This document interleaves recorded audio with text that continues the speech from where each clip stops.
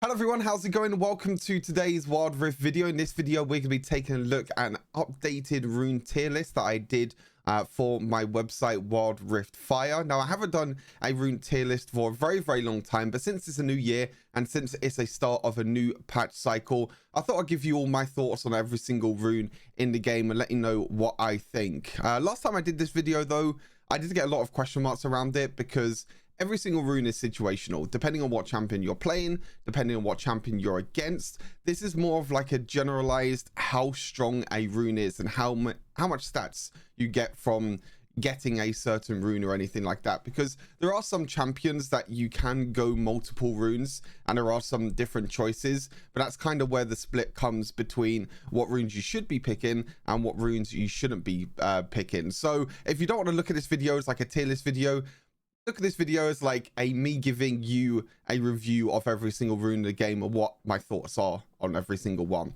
But if you like the content anyway, make sure you leave a like, make sure you subscribe to the channel. I've released a video every single day so far this year, and I will keep doing that throughout the whole of the year. So I've got a lot of good ADC videos coming out. The new rank season has started as well, so I'll be doing videos on that, so make sure you stay tuned. Right, enough of me jibber jabbing, let's get into it. Keystones is an interesting one. I think most of the Keystones are in a pretty decent spot at the moment, except for really Font to Life, because there's only really one champion that can use Font to Life. But most of the Keystones, you know, are pretty strong, I would say. I think the S tier is kind of expected, being the best runes or best Keystones, I think, in the game at the moment. You know, Grasping Undying, it's just such a good rune, especially in the Baron lane with bruisers. I think sometimes you can go for like Conqueror or Fleet Footwork with Baron lane bruisers, but I think Grasping Undying is probably the best one for the bruisers up in the Baron lane. Really good for tanks as well. Wouldn't really take it in the jungle too much, but I think the way that the Grasping Undying works is that because you're attacking so much with minions and because you're trading so much against champions, you get a lot of healing, you get a lot of permanent health. This also helps on top of building Divine Sunderer as well. I think that, you know, item plus rune combo is very strong at the moment. And that's kind of why tanks were not in the meta for a long time. And I still don't think they're in the meta, even after all of the changes that have happened to the items and some of the Baron lane champions. I still do think that we're in a bruiser meta where, you know, Grasping Undying is insanely strong.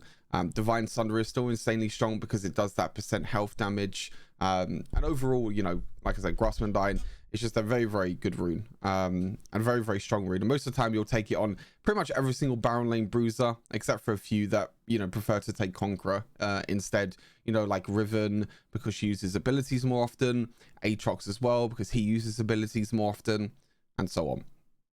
Lethal Tempo, I think is probably the best rune to go for if you're playing any AD carries down in the duo lane. You know, whether you're picking up Tristana, Caitlyn, even Draven works really well with Lethal Tempo, just because of this. The stack and attack speed is so crucial, because when you're building AD carries at the moment, you're building a lot of attack damage. You're going Stormrazor, Infinity Edge plus your armor penetration item. When you have them 3 items, you have a little bit of attack speed from Stormrazor, but that's about it. That's about the only attack speed that you get. And even after Last Whisper, you like to go for Bloodthirst, so just build as much attack damage as possible, and that kind of leaves you in a spot but you kind of need that little bit of attack speed.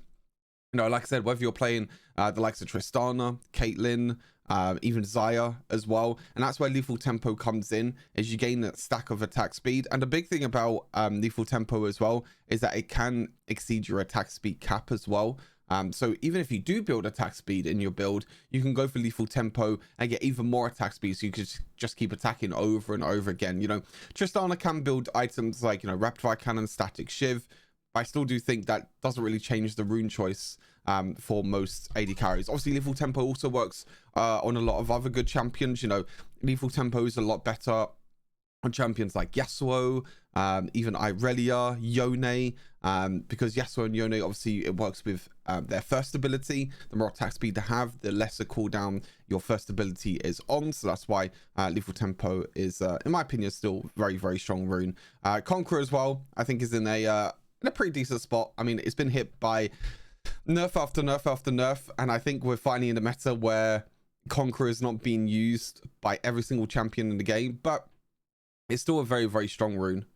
You know, it still gets, I still see people using it on AD carries, and I still see people doing well with it on AD carries, even Baron Lane bruisers as well. I think there are a lot of strong options for Conqueror, a lot of champions that you can go for with Conqueror as well, with that stacking adaptive damage that you get, and then you have the Omnivamp at the end. I think that's the big part now, is that you can get Omnivamp with Conqueror. So, you know, the true damage from, say, like an Akali or someone like that, or even a Vayne, even though Vayne prefers lethal tempo, that extra true damage that you deal now, Gwen, for example, as well, is another good option. You could get healing from that true damage now, which I think is pretty big for a rune like Conqueror. Electrocute, very decent, bro. I think most people still prefer Conqueror over Electrocute. I'm thinking of few champions now. You know, Zed and Kha'Zix are probably the two that I can think of off the top of my head. I think some people like to use Electrocute now over Conqueror, but I still do think Conqueror is probably the better rune, in my opinion. Just because even though Zed likes to, you know, jump in and then jump back out, there's still so many ways and so many different abilities you have with Zed that can easily stack up Conqueror. Like I said, it's not only about the extra healing that you get right at the end, it's the damage that you deal over time. You know, every single time you land an auto attack, every single time you hit an ability, you gain the extra adaptive damage. Electrocute is more like burst damage, and then you kind of have to back off and you have to wait until Electrocute comes off cooldown. There has been quite a few buffs to Electrocute since I last done the rune tier list video. They buff the damage quite a lot. They buff the cooldown now as well, so in the later stages of the game you don't have to wait as long to try and proc Electrocute. It still does work on quite a few champions. You know, Ari is still really good with Electrocute. A few other burst champions still really good. Zoe as well, the new champion, really good with Electrocute. So I think the rune is still pretty good. Eri, pretty good rune as well. Pretty much gets used on every single support, every single enchanter support. Eri gets used. I think it's, you know, really strong, to be fair. You get the shielding, you also get the extra damage as well. And like I said, I don't think there's a single enchanter support that will go another rune except for Eri. You know, it's just because, you know, the stats are so good. It helps you with the healing, it helps you with dealing damage as well, so it helps you with trades in the laning phase. Overall, it's just a very strong rune at the moment. Problem is you can't really use it in any other lane. The only other champions that can really use summon Eri is, you could say, like poke champions in a way, like Varus, for example. I think that's kind of really the only champions that can really use Eri outside of the support role. I don't think it's good enough to warrant using Eri over like Grassy Undying or Lethal Tempo or Conqueror, you know, on any other bruisers or assassins or anyone like that. So summon Eri, still really good rune, but mainly just used for supports, just to do a little bit of extra damage and also get that little bit of extra shielding or healing at the same time. Aftershock, again, pretty good rune. Pretty much gets used on every single support in the current meta, every single tank support, I should say, in the current meta. I think mobilizing champions is quite easy for, you know, engaged supports, and also just Thresh, Rakan, list goes on, Blitzcrank, anyone like that. Anyone that can basically, anyone that has any crowd control down in the dual lane can easily use Aftershock. Very strong, gives you the extra resistances, gives you the extra damage as well, which some people are quite surprised about sometimes, how much damage Aftershock actually does. But Aftershock does a lot of damage, a lot of extra damage. So you have to make sure that when you land your CC, you stay close to them and you don't just back off, because you're getting the extra, you know, resistances, so you can actually trade a lot easier, but also because you deal that extra damage after a short delay. I think it's like after like 2.5 seconds or something like that. You get to deal the extra little bit of damage. So very good rune. Again, another rune that only really gets used by you know, engage supports or tank supports, but still a very strong rune. You know, same with Eri at the same time. Very strong runes. To be honest with you, I think S and A tier, I think they're all kind of the same, to be fair. I think you could probably put them all in the S tier. All of these runes are just insanely strong. I feel like with runes, there's like a gap. There's like runes that are really, really good and runes that are not as good. And that's kind of what we're getting into now when we go into the B tier with Keystone. Kraken Slayer legit only gets used on 2 champions that I can think of off the top of my head.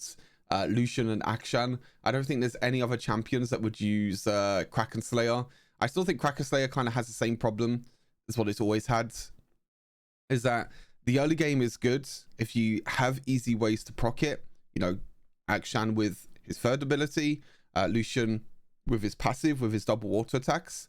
If you can use that in the early game, and if you can use that to get an advantage in the early game, then great. You know, the scaling doesn't really mean too much as you get into mid and late game. Yes, it still affects the scaling because the scaling Kraken Slayer is not really that good at all. And when it gets to mid and late game, the extra true damage honestly doesn't really do too much at all. Unless you're Lucian and you're dashing and you're double auto attacking all the time, and you can proc it 3, maybe 4 times during a whole team fight, then yes, it can be really, really good. Other than that though, if you think of other champions, I don't think any AD carry really needs to take Kraken Slayer. I just think that the early game power of Kraken Slayer, I do see people play like Kraken Slayer on, you know, Kai'Sa, for example, which I can see. You know, it does give you that little bit of early game presence and gives you that little bit of early game power. But I think just the scaling of both Lethal Tempo and Conqueror are just way too powerful. I think when it gets to like past second dragon, you know, past like 10 minutes into the game, Lethal Tempo or Conqueror are just so much better than Kraken Slayer. Like, you're hardly proccing Kraken Slayer at all, because there's a very rare occasion where you're auto attacking the same champion 3 times in a row in a team fight, unless you're playing against like a Garen and he's on your face the whole time. But to be honest, what's like an extra 84 true damage gonna do after 3 auto attacks to a Garen? Not too much, you know. That's kind of where the scaling comes in, and that's kind of where the difference comes in between, you know, Kraken Slayer and then like Lethal Tempo and Conqueror. But again, still good for, you know, some champions and still pretty decent. Fleet Footwork, the reason why I put Fleet Footwork this low is that I wouldn't really call Fleet Footwork a carry rune in a way. It does get used by a lot of Baron laners, it does get used by a lot of mid laners, but that's more to do with, to be honest, more to do with pro play and more to do with surviving more than carrying. Because Fleet Footwork, you know, gives you the healing, gives you the extra mana if you auto attack a champion, gives you the extra health. It's a rune to survive laning phase. Say for example, if you're a Camille, if you're up against, I don't know, like a Kennen, for example, you know, it's very, very hard for a Camille to walk up and proc Grasp Me Undying, unless the Kennen just walks up for free and you can easily just auto attack the Kennen, which most of the time shouldn't happen. So that instance, you pick Fleet Footwork. But the reason why you're picking Fleet Footwork is that you don't want to go in and you don't want to try and carry and win that 1v1. You're more picking Fleet Footwork to survive that laning phase, you know, healing up when you get poked down by Kennen, trying to restore mana so you can use your abilities more to try and last hit minions. Things like that add up over time. Again, once you get into the mid and late game, I don't really feel like Fleet Footwork does anything. The extra movement speed is okay, I guess. But at that point of the game, you should have a few items already. And I think that Fleet Footwork, you know, as the game goes on, just gets lower and lower in value. Phase Rush received quite a few buffs since I last did a rune tier list video. It has been picked up a little bit more now. You know, champions like Graves is using it quite a lot. Darius as well is using it quite a lot. Again, I think it's the same situation where, you know, I think Phase Rush can be good. They did do a little bit of a nerf recently in the most recent patch with Phase Rush, but I still think it's quite a unique rune that you can use on some champions. But again, it's another situation where, you know, do you prefer to have the extra movement speed, the extra ability ace, or do you prefer to get damage, healing, you know, with Conqueror instead? Or do you prefer to get, you know, healing, movement speed instead? You know, this is kind of where like the difference between Fleet Footwork and Phase Rush, and then you got like, you know, Conqueror, Lethal Tempo, for example. Like, these are carry runes, and these are runes that you can look to try and carry the game, whereas these ones, not too much. I mean, they're just kind of meh in a way. Again, Fleet Footwork more for surviving, Phase Rush more for utility. in a way. I mean, you can use your abilities more often if you time the phase rush very, very well. If you just auto attack 3 times and proc phase rush without using an ability, then Rune is kind of useless because you're not making full use of that extra ability haste that you get and the extra cooldown that you get for the for your non-ultimate abilities. So you need to make sure you use your abilities. That's why you see Grazes dash forward, use all their abilities, because they know that if they proc phase rush, then them non-ultimate abilities are going to be on less of a cooldown, so you can use them again after a few seconds. I still think it's a pretty decent rune though. I don't think it's a bad rune, but again, I think all the runes above are just better choices for most champions. Yeah, take like, I don't know, take like Irelia for example. You much rather go like Conqueror, Lethal Tempo instead of like Electrocute or Cracker Slayer, Fleet Footwork, Phase Rush, that's just a simple example. But again, take the tier list with a pinch of salt. I'm kind of just giving you my opinions of all the runes. And then Font to Life is only used on one champion, which is I was going to say Gragas for a second. One champion, which is Brom. I mean, this rune has been nerfed and nerfed and nerfed. There was a stage where Font to Life was being used on Enchanter supports, but now it's not really a thing. Even used to get used on supports like Gragas. That's why I was thinking of Gragas and Nasus down the bot lane, just because the extra healing that you can get for your dual lane partner. But this rune legit only gets used for one champion as Brom. And even then, Brom doesn't feel really that strong at the moment because the Font to Life rune has been nerfed over and over again, and it's just not as powerful as what it once was. So that's that. Yeah, I just don't take this rune.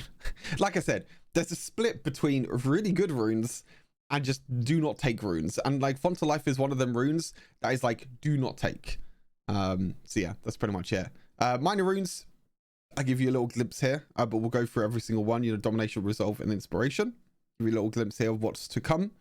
Domination, I think most of the time gets pretty much conquered, pun intended, by Triumph. I think Triumph is still probably the strongest domination tree rune. You're even seeing it used on some AD carries now. Even though Hunter Vampirism is still insanely strong, but Hunter Vampirism most of the time only gets used on AD carries. Triumph is just overall a great rune to take on most champions, if not all champions, to be honest with you. Takedowns, restoring your missing health, which is normally really good on bruisers, assassins, even mages as well in the mid lane can sometimes take this, and you deal a percentage more damage to enemies below 35% health. So again, it's just generally a very, very good rune that you can use, jungle, baron lane, mid lane, even ADC, even support as well, even though most of the time I would really take it as a support or an ADC rune. I still think it is, very, very strong. And I think that this rune is probably stronger than any other domination tree rune. But again, it's all situational, but I do think Triumph is insanely strong. Giant Slayer has received a few buffs. I think Giant Slayer is actually pretty good. I think because of the meta that we're in, and because tank meta is, I wouldn't say slowly coming into the meta, but people starting to test tanks out more. But there's still a lot of strong bruisers. There's still a lot of strong tanks that gets played. Even supports as well at the same time that build a lot of maximum health. You dealing an extra 14% bonus damage might not feel like a lot, but you'll feel that once the enemy champions build like 700 bonus health.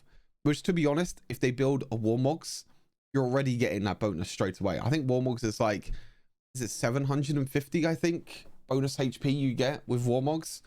So it's instantly, as soon as you see a champion that could potentially build Warmogs, maybe like a Malphite, a Dr. Mundo, Giant Slayer should go to. You being able to deal 14% bonus damage to that one champion is really, really good. This is kind of mainly used on more AP champions than AD champions. But I've seen some ADCs run Giant Slayer. It's just that this rune, Hunter Vampirism, is just insanely strong on dual lane carries. And it's kind of the reason why it's in the A tier and not anywhere below. It's just because the physical vamp in the early game on AD carries just helps you so much. It might not seem like a lot, 2% physical vamp, but that little bit of extra healing that you get during the laning phase could be the difference between you losing a trade and you winning a trade, or you dying, or you actually killing someone. So I think it's actually insanely strong. And obviously the scaling as well, every single time you get a unique takedown, you're getting bonus AD and also physical vamp. You can go for the AP option. I just don't think magical vamp is as important as physical vamp, because physical vamp you can proc really easily. You can keep auto attacking over and over again. Magical vamp is like you have to, you know, land your abilities. And I think most of the time, if you think of AP champions, you know, like Ziggs, Orianna, Seraphine, anyone like that, you don't really need magical vamp, because all you're doing is just using your abilities at a distance. You should never get into a range where you lose HP as an AP champion, whereas AD carries, you know, like a Vayne, even long range like Caitlyn, Xayah, anyone like that, you kind of want to be a little bit more aggressive. You kind of want to step forward a little bit, because you have to get into auto attack range. That's kind of where the physical vamp comes in stronger, in my opinion, than the magical vamp. Even though the unique champion takedowns is a little bit risky, because if you don't get any takedowns, then the rune kind of becomes useless. In solo queue, you're pretty much always going to get takedowns. Whether you get it in the first 5 minutes of the game, whether you get it a bit later on in the game, you're always going to get takedowns. And I think the extra physical vamp that you get is going to be very important. Weakness, if you have any sort of immobilizing ability on any champion, is really strong.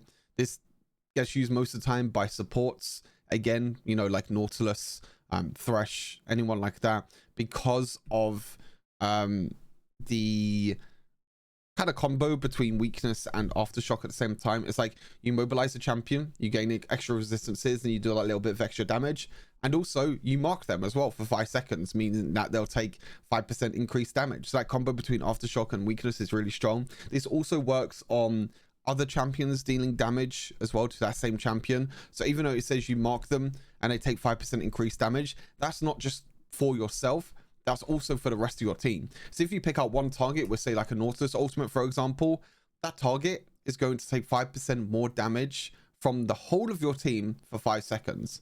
That means they're pretty much going to get insta-killed. Again, 5% might not seem like a lot, but it's actually quite a lot. I think it's actually pretty a lot, to be fair.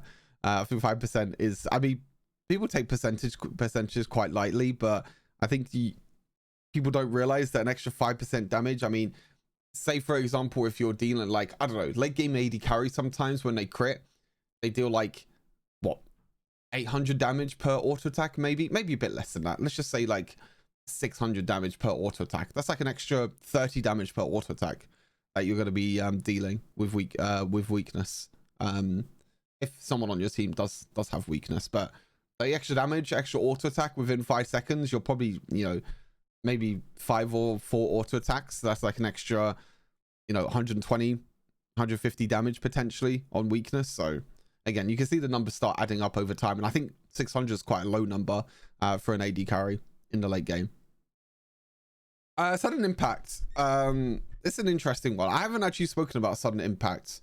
I don't think I've done a rune tier list since sudden impact has come out. I think the rune's okay. Obviously did replace champion. I think the rune's okay. I think the rune's pretty decent. I don't think it needed the buff that it needed to get. To be honest with you, I think 10 armor pen and 10 magic pen was already really good. This rune is insanely strong on champions that can make full use out of it. I can think of a few champions in my head. Riven, Fizz, Kha'Zix, any champion that has stealth is a must. Like after exiting stealth, you gain 13 armor penetration or 13 magic penetration, and Evelyn going around invisible, once she comes out of stealth, she deals extra damage. Kha'Zix as well, when he uses ultimate during team fights, he gains extra damage. And then any sort of, I think this rune is still best for champions that have lots of dashes. Riven, for example, is a good one. I did try it on Lucian. I didn't really like it. I just think there's other runes that are better for AD carries, you know, like Hunter Van Prism. But, you know, Irelia could be very good because you have a lot of dashes. Diana as well is pretty good, again, because you have a lot of dashes if you get the resets. So champions that can dash around a lot, I think make full benefit of this rune. But I think getting basically free armor penetration or magic penetration is actually quite important, especially in the early game as well, because every single champion has a base amount of armor or magic resist. So you being able to penetrate through that armor or through that magic resist in the early game, it's actually pretty big. Actually makes quite a big difference. And again, you know, we have S and A tier, which I think are all situational and all very strong. Then you kind of have a gap, and then you have the rest, in my opinion. I could have really put a gap here and put this C and these two D. No, maybe I think I may be undervaluing Brutal too much, but anyway, we'll get to that in a second. Gathering Storm, I think the AD version of Gathering Storm is not that strong, but I do think the AP version of Gathering Storm is insanely strong. As you can see with the AD, it only goes up by like only goes up by 3, then it goes up by 4, so it's only going up by 1 every single time. The AP one goes up by 6, 8, 10, 12. Like the AP version of Gathering Storm, it is so much better than the AD version. Like, it's not even close. I mean, I understand why the AP version of Gathering Storm is more, because obviously you need to land your abilities to make the AP one, you know, easier. And the AD version is kind of like, oh, all you have to do is auto attack. Well, that's really easy to do. Let's put the AD number lower than the AP version. If you take it as an example, you know, Hunter Vampirism, you know, unique takedowns grant you 2 AD. So for example, if you get like 5 unique takedowns, that's 10 AD. To get 10 AD with Gathering Storm, you have to get to 9 minutes into the game. But obviously that doesn't take into account the extra physical vamp that you're getting as well at the same time, because the extra physical vamp is also very, very good. But like, the thing with Gathering Storm is that because in solo queue, most games, I say most games are won or lost to first dragon. Not really the case sometimes, but most players just tilt after the first dragon if you lose it, or they just tilt after the first team fight. Because I feel like that's the case, you never get into a stage where Gathering Storm becomes really, really good. 3, 6, 9, 12, 15. I think that at maximum you're going to get 5 stacks. And on an average game of Wild Rift, it lasts 15 minutes. Sometimes it's even less. I think even 12 minutes is maybe a bit more of an accurate statement. So you working out how much AD and AP you're getting after 4 stacks, which I'm not too sure if it actually shows you. 1, 2, 3, 4. Yeah, so it's just 1 more stack than what it shows there. So the AP version is you get 40 AP at 12 minutes, and the AD version is you get what does it go up by again? 3, 4, 5, 6. So you get 20 AD. So you get either 20 AD or 40 AP. Again, it's like double the amount. So you can see how like in terms of numbers wise, the AP version is more than the AD version. Yeah, 20 AD, not really too much. 40 AP on the other hand is quite a lot. I think that's actually a lot actually, if thinking about it, to be honest with you. 40 AP is like what, half a Luden's Echo AP, because Luden's Echo is like 85 AP at 12 minutes into the game. So it's a lot. You can get a lot from Gathering Storm with AP champions, but again, the AD version is just not that great. So I think if you're playing AP champions, and if you want to scale into the mid and late game, you know, champions like it can be really good on like Seraphine, for example, or any really mid lane mages. You know, Ziggs is sometimes a good one. Then Gathering Storm is really, really good. Then we go to like the 2 early game runes. It's kind of weird because I'm kind of gonna retreat a little bit on what I just said, because I just said that scaling runes are not really that good, but now I'm gonna say that early game runes are not that good because they don't scale that well. It gets a little bit complicated. It's because, okay, so let me get into it because I'm gonna keep jibber jabbering for too long. Brutal, I think after the few of the buffs, I think it's decent on some champions. I think the only problem with Brutal is that obviously it doesn't work in jungle camps anymore. It only works when auto attacking champions. Now, if you want to play aggressive, and if you're like an AD carry, for example, like maybe a Lucian, someone with like an early game, so like early game champions, Lucian, Caitlyn, Xayah, you know, 3 really, really strong early game AD carries. If you want to make full advantage, and if you want to play aggressive, say you're in a duo lane and you're playing duo queue and you both like to play very aggressive, then Brutal can be very, very good. But when we get into late game, you get to 19 bonus on hit damage. That doesn't really mean too much, you know. 19 bonus on hit damage is like kind of meh. So if you can take advantage of Brutal, and if you can actually make full use of that early Brutal damage and then use that to try and get a few kills, try and get a few items, get a goal lead, then happy days. Kind of same with Scorch as well. You know, this is the AD version, and then this is like the AP version. Again, Scorch, these 2 runes are not bad, but the scaling is just not there. You know, additional 28 to 42 magic damage after 1 second. Again, if you can poke, if you can play aggressive with Scorch, and if you can get an advantage with Scorch, it's very, very good. But the problem is that, you know, when you get to that, let's say 12-minute mark, is that at 12 minutes, I would rather have Gathering Storm and I would rather have like an AP champion, for example. I'd rather have a very safe laning phase, because most of the time with Gathering Storm, I'm just playing, you know, scaling AP carries, you know, like Orianna, Ziggs, which normally most of the time you want to play with Scorch as well, because they're poke champions in laning phase. You're getting, you know, maybe not 42 extra damage with Scorch. I'm not too sure how the numbers work with the scaling. But say, for example, it is 42. Would you rather get like 40 extra AP, which obviously works on your abilities and everything else, and it'll work on multiple abilities? Or would you rather have 42 extra damage from Scorch that's also on an 8-second cooldown? That AP also helps you with, you know, your abilities, whether you got like a shielding ability like Orianna as well, so your shielding is going to become stronger. You can kind of get where you can kind of see where I'm going with these two runes. Again, I don't think it's 42 Scorch damage after 12 minutes. I think it's probably even less than that. So you can kind of see where I'm going with these two runes, you know, Brutal and Scorch, and kind of where I see them at the moment in terms of runes. I think these need to get buffed a lot in the later stages of the game for them to be, you know, anywhere near strong, to be fair. I talked about Domination tree a lot. Resolve tree. There's 3 insanely strong runes at the moment in the Resolve tree. Nullifying Orb, Second Wind, Bone Plating. All 3 of these runes, you can pretty much take on any champion, and it is insanely strong.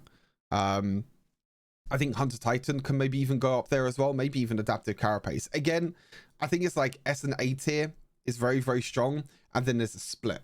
So there's a split between the S and A tier, and then you have a gap, and then you have B, C, and D, which I'll get into in a second. But Nullifying Orb, really, really good rune. If you're playing any champion that you're building a lot of AD or a lot of AP on, then it's even better.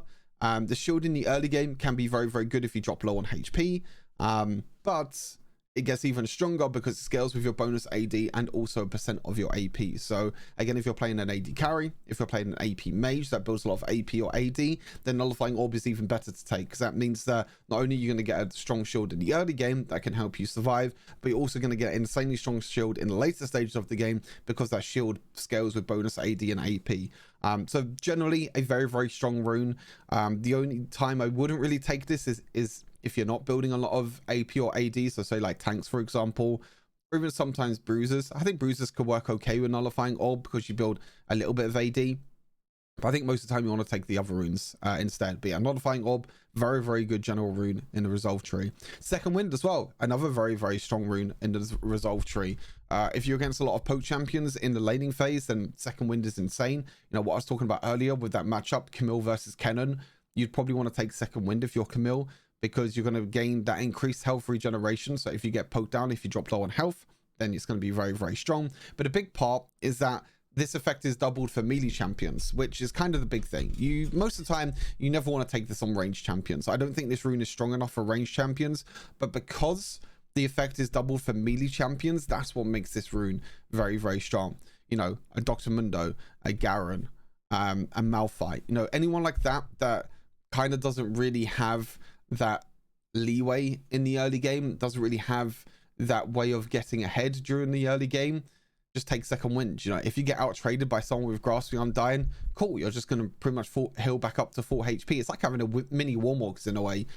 Second Wind, the healing is really, really strong. The effect is going to be doubled as well. So it's very, very strong rune. But I do think the best Resolve tree rune at the moment is actually Bone Plating. Now, the reason why Bone Plating now is insanely strong, and I've been using Bone Plating a lot, pretty much everywhere. I think I'm using Bone Plating, even sometimes in the jungle as well, which even though I think Hunter Titan is a little bit better sometimes, because you're going to be ganking a lot, you're going to be getting takedowns a lot, so the scaling tenacity and health is actually quite good. But Bone Plating now, since the changes, now it works with that first attack, because before with Bone Plating, it blocks the next 3 attacks or abilities after the initial hit. But now the initial hit works as one of the attacks that take, or abilities that take reduced damage.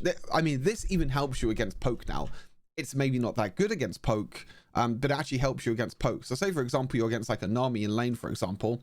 Before, what would happen is that Nami would use her second ability, and then you wouldn't actually take reduced damage. It would be after Nami, like if Nami auto attacks after using her second ability, that auto attack will now get reduced damage. But now bone plating, you take reduced damage from Nami's second ability, and also you'll take reduced damage from that Nami auto attack. So you actually take reduced damage now from poke, which I think is very, very strong. Not only that, but they buffed also the cooldown very recently. They buffed the damage reduction recently as well. So this rune has gotten a lot of buffs and buffs and buffs over the past few patches, which is why I think it is insanely strong. It's really strong in Baron lane because it means you can walk up and you can trade a lot easier. You just have to play around your bone plating timing. So just keep an eye on that.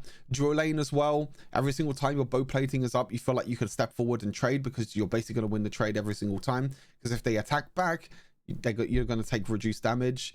Mid lane as well, again with trading, even jungle as well when you're trading through the jungle, or even when you're ganking a lane. Again, if someone attacks you, bone plating kicks in. So I think it is it's really, really strong, insanely strong. Hunter Titan, I think it's a little bit more situational, but again, I think it's a very, very strong rune.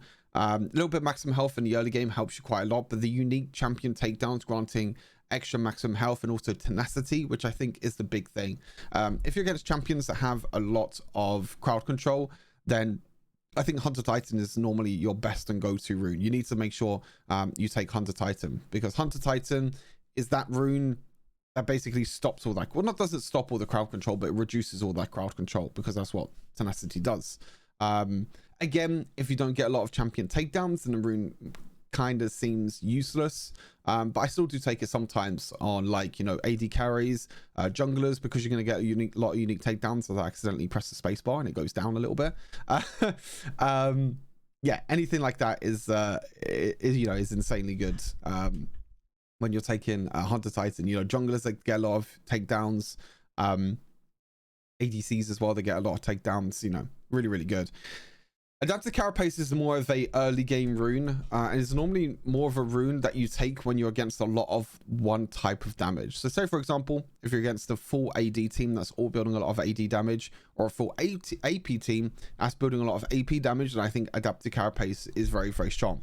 I think even in general, Adaptive Carapace is still very, very strong, because I think it's like 50 maximum health that you get in the early game, which might not seem quite a lot, but it does help you a lot with trading during the laning phase. I do think that bone plating is probably better with trading than Adaptive Carapace, because I think bone plating, you actually take quite a lot of reduced damage, and it procs on 3 attacks or abilities, whereas Adaptive Carapace just kind of gives you the extra maximum health, and that's it. The extra armor and magic resist is okay when you drop below 50% health, but the problem is that, say for example, you're in a Dura lane and you're against like a Caitlyn Nami. If that Nami or Caitlyn, okay, Caitlyn Karma is a better example. Normally Karmas build support with like 4 AP. If you're taking a lot of damage from that Karma, say for example, you get poked down by the Karma, you drop below 50% health, you're then going to get the extra magic resist, the extra 16 magic resist. The problem is that you can't walk up and trade against the AD carry now, because you're not gaining any extra armor. You're only gaining the extra magic resist, because that extra basically the more damage type you take in the last few seconds, that's going to be what you get when you drop below 50% health. So if you take more magic damage, you're going to get magic resist. If you take more AD damage, you're going to basically get armor. So you can kind of see how the rune can kind of be a little bit situational at times. Again, then there's the gap, and then we have the rest of the runes. Ultimate Shield, I think, only gets used by like 2 champions. Olaf, Kennen, Katarina, maybe Samira. There's a few champions that can use it. Most of the time, not really too great though.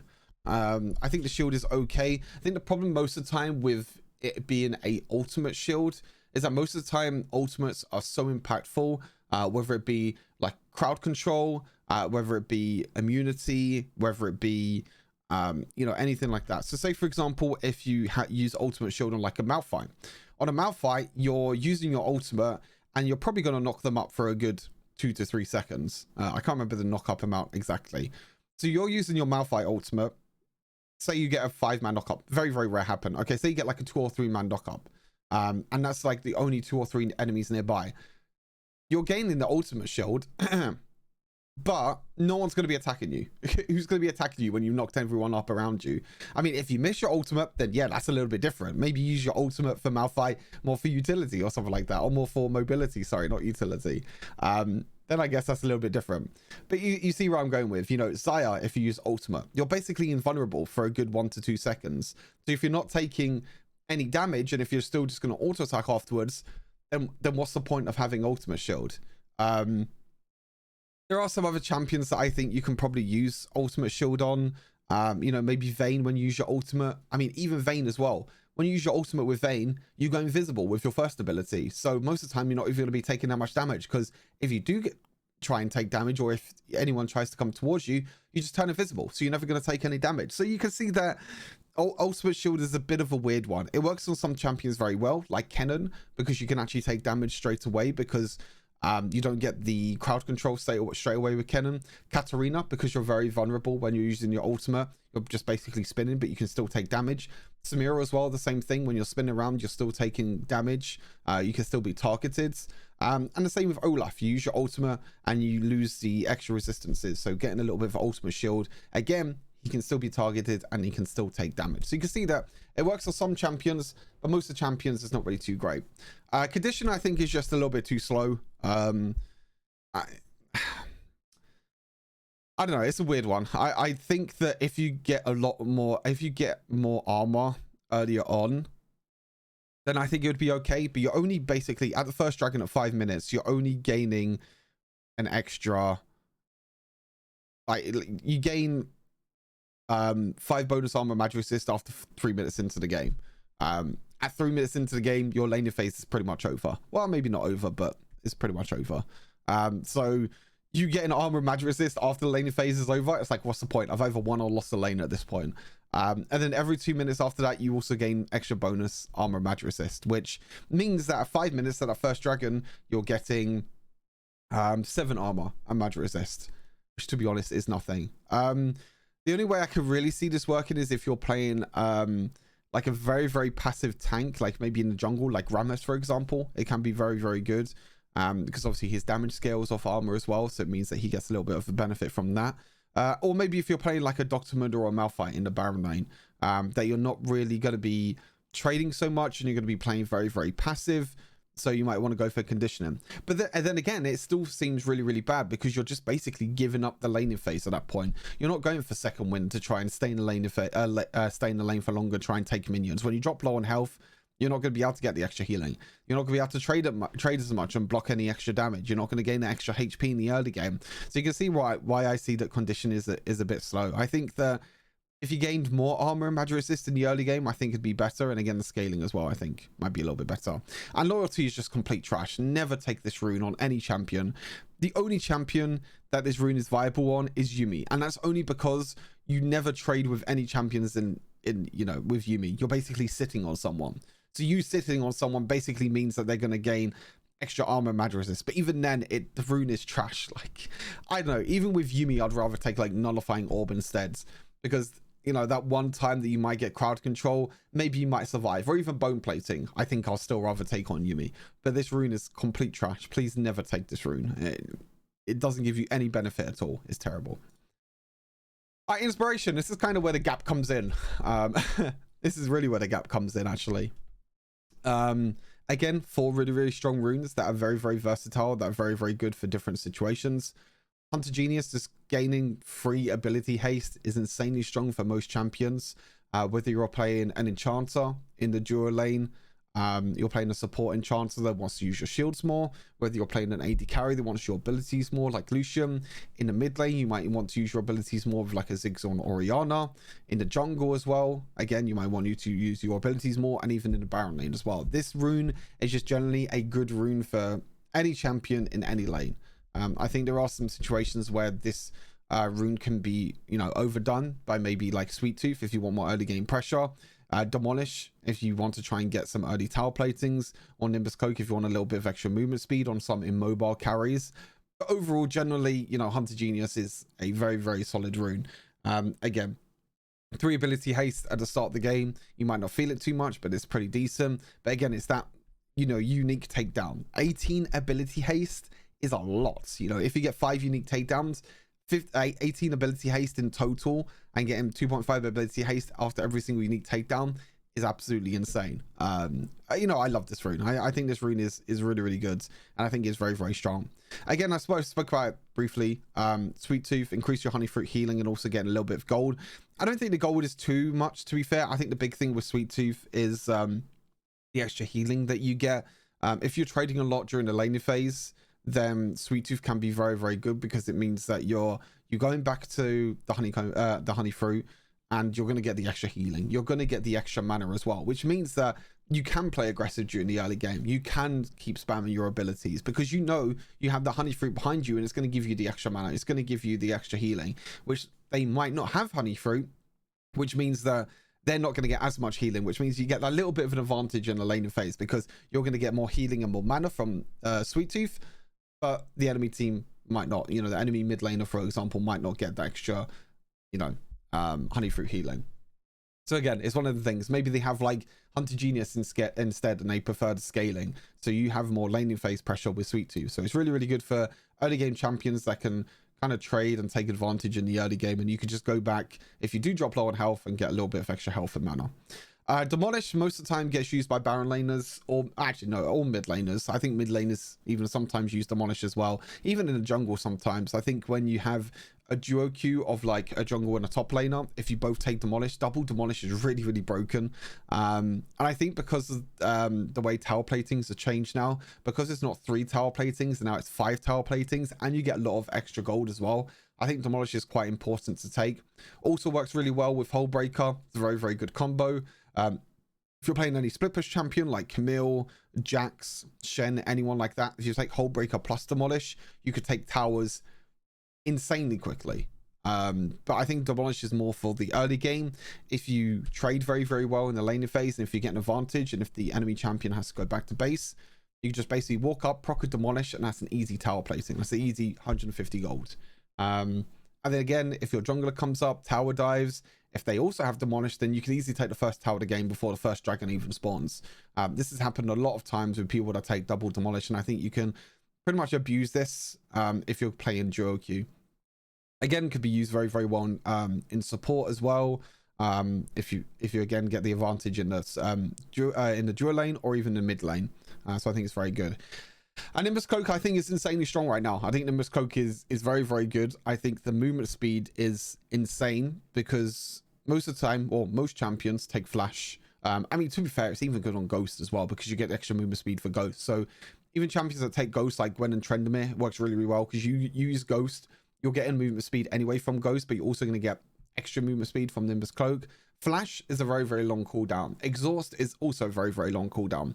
So is Ignite. So is Barrier. You know, all these abilities, all these summoner spells, sorry, have a very, very long cooldown, especially Flash. So that means that when you Flash, you're getting a huge burst of movement speed. You have to remember, the longer the cooldown, the more movement speed that you're going to be getting with Nimbus Cloak. This sometimes gets used on junglers as well, because when you use Smite on an enemy champion, you also get the extra movement speed, or even on an objective. But you have to remember, when you stack Smite twice, that first Smite cooldown is only going to be like 4 seconds. So you're not going to get that much movement speed. It's when you use Smite and it goes on like a 30-second cooldown, that's really where you're going to get the huge amount of movement speed.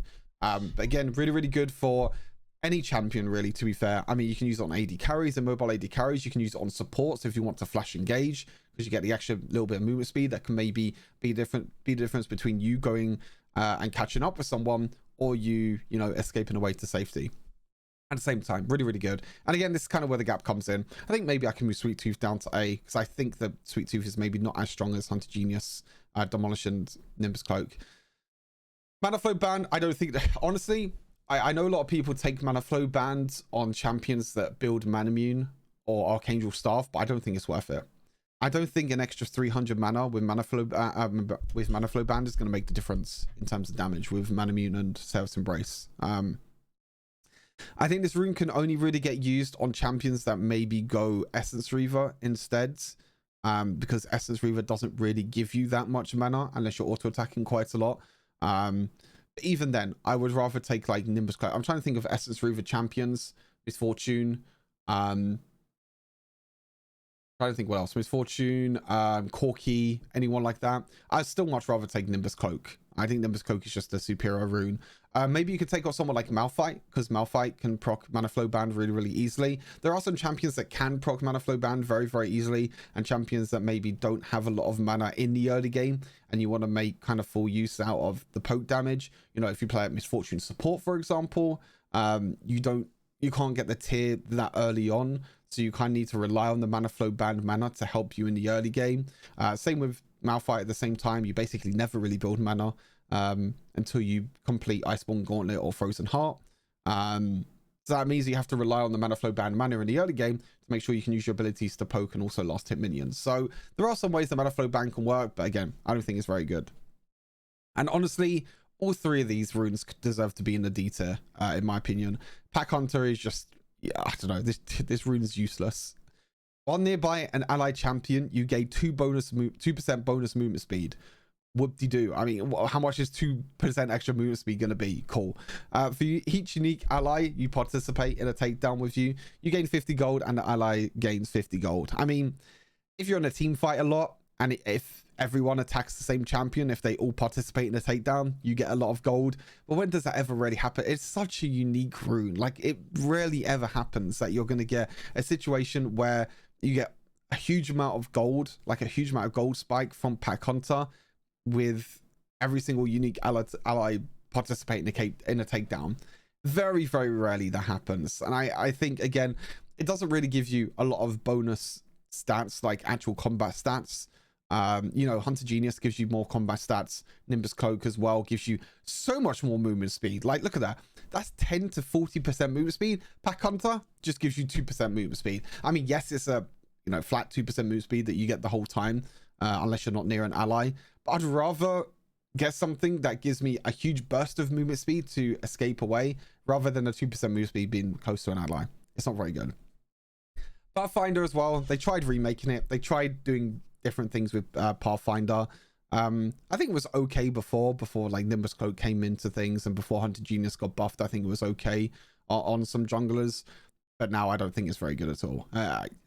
Again, movement speed is okay. I mean, maybe it could work okay for like a Nunu, for example, that likes to gank a lot and normally uses Snowball in a river, so you can ramp up the Snowball quicker. I can see that working out pretty well. Maybe for like ganking junglers, it can be really good. But again, movement speed is not that great of a combat stat. Again, I'd rather get a huge burst of movement speed from Nimbus Cloak, or the extra ability haste or anything like that, or Demolish to get a lot of gold in the early game, rather than getting, you know, movement speed from Pathfinder. And lastly, Mastermind. This rune sucks, just like Loyalty. You don't want to take this at all. Okay, yes, you can take down, you know, monsters quicker, epic monsters quicker, but who wants to do that? I mean, when do you ever get a situation where 10% extra adaptive damage means that you can solo? The problem is in Wild Rift is you can't solo objectives. If you could solo objectives, I could see Mastermind being a thing. Like Shyvana, for example, in PC League, because dragons are not that important, or Rift Herald's not that important, you can easily get like 1 or 2 dragons in the early game. Mastermind can be really good for that, because that means you can clear the dragon quicker, and that clear the Rift Herald quicker, and that means you can go back to farm in the jungle. The problem is in Wild Rift is that dealing extra damage to an objective is not really that important, because most of the time you're getting team fights around an objective.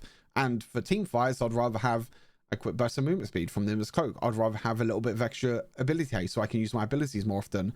Mastermind is not going to make a big difference in a big massive 5 versus 5 team fights around first dragon. That's why I don't think Mastermind is that good. That is everything. I do not know where the time has gone in this video. The time has flown by. I've just been sitting here talking absolute rubbish. Hopefully you enjoyed it though. Hopefully you enjoyed my insight. I haven't done a rune tier list for a very, very long time, so hopefully you enjoyed all my insight on each and every single rune. I thought I'd give you a quick update on what I think of the runes. Again, take this with a pinch of salt. I don't think that this really means too much, to be fair. I think every single rune bar 2 are probably good.